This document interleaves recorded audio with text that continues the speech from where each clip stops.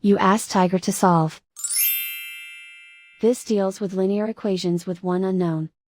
The final result is a equals 13/5. Let's solve it step by step. Group all a terms on the left side of the equation. Subtract 9a from both sides. Group like terms. Simplify the arithmetic. Group like terms. Simplify the arithmetic. Group all constants on the right side of the equation. Subtract 7 from both sides.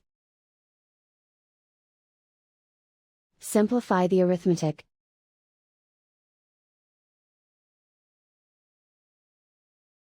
Isolate the a. Divide both sides by -5. Cancel out the negatives. Simplify the fraction.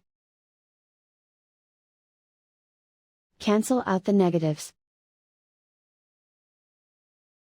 And so the final result is a equals 13/5.